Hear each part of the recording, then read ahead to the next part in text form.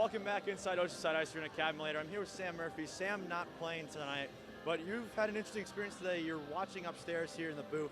Kind of tell us what your experience has been like so far watching as a fan. It's been really fun watching, actually. I've gotten to see a lot of things that I'm not able to see when I'm on the ice or on the bench, actually. I've been taking some notes for the girls, and in between periods, I'm going in the room and kind of giving them my coaching points. One main thing we got to keep up right now is we got to keep the energy rolling. It's up 4-0. There's still 20 minutes of hockey left, so there's a lot of time for Utah to make a comeback.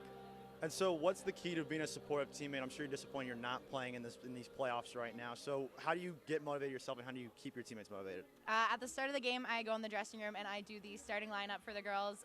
That's something that they've really liked me to do for these past couple of games that I've been out. It's kind of gotten them ready for the first period. Then between every period, I give them high fives. I go in the room, I give them a pep talk, and tell them I'm proud of them and tell them what they can do better.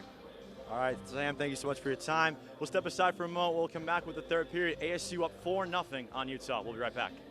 And we have a very special guest from Major League Baseball's coverage on CBS. We have the man who the stadium's named after, Curtis Granderson. Curtis, welcome. Thank you so much for waiting for us. No problem. Thank you for having me.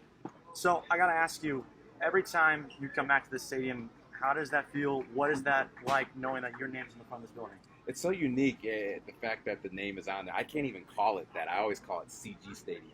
So people say, where are you going? I'm going to UIC, going to CG Stadium. But one of the things I always enjoy is days like today, coming out, watching great baseball being played, all ethnicities, all races, all genders, and the stadium is full with so many people watching baseball. With the best view of all of baseball, in my opinion. I mean, like I have to say, you said as well, you call it CG Stadium. It's like, it's home to you, but you don't know it. This is my first time in the stadium. I must say this may be the most beautiful backdrop I have ever seen. I also know you put it for majority of MLB teams. Are there any that has stuck out as to why?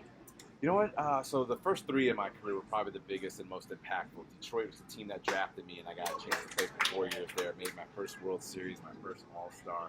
Then I got traded to the Yankees. And one of the things that I've known and learned traveling the world, getting a chance to promote baseball, is if you don't know baseball, you've heard of the New York Yankees. So it has that energy behind it regardless. And then I got a chance to go to the Mets. I stayed in New York, went to Queens, the Blue and Orange, and went to a World Series there. So those are three great places that I got a chance to start my career. And then from there, I had four other teams that I played with, which were all great.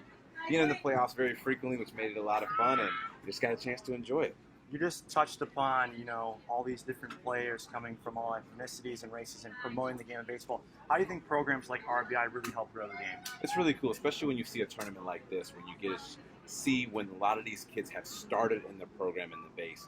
They get over that hump and hurdle where we lose a lot of kids between the ages of 12 and 13. And now here they are, 18U championship here in Chicago. We have Chicago represented, Detroit represented, Cincinnati represented, a bunch of others. And it's really cool that it shows what the organizations, what the programs, what the coaches are doing. You also have to have good coaches that dedicate their time and energy to be out there, keeping it exciting for these kids to play. As you can see it, they're clapping, they're energetic, and they're ready to go. All right, Curtis, thank you so much for joining us. We really appreciate everything you've done for the game of baseball so far, and for sticking around for us once again. So, it is the end of the top of the second inning. Still 1-0 White Sox. Aces back in a moment on the Windy City Sports Network.